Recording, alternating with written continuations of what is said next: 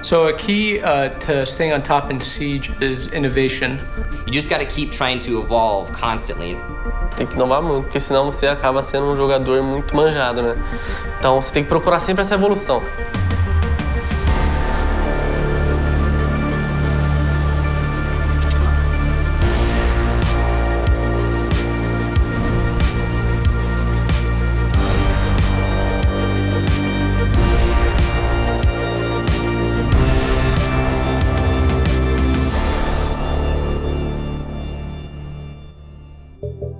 So the meta in Siege is constantly changing, right?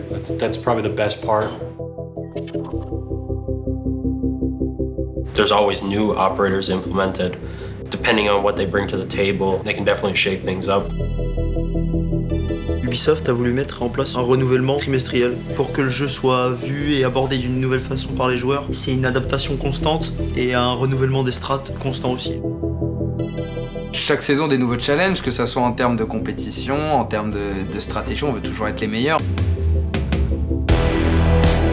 Every team in Siege, every region kind of has their own playstyle, so it's important to figure out what the new meta will be and then add your own twist to it.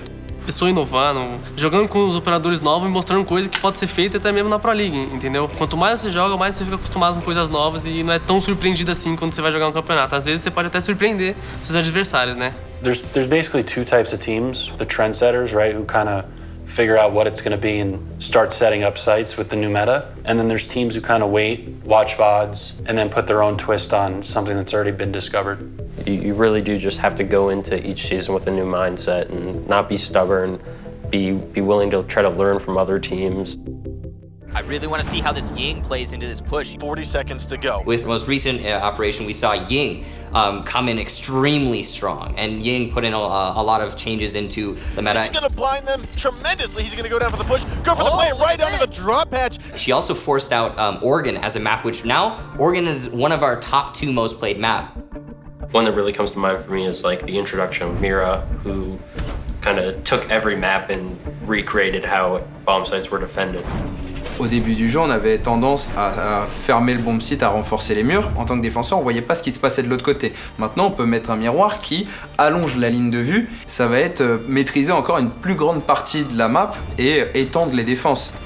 On Border, the Armory Lockers defense, people do a monitor's mirror where it looks down the hallway. It's probably the strongest way to hold the bomb site.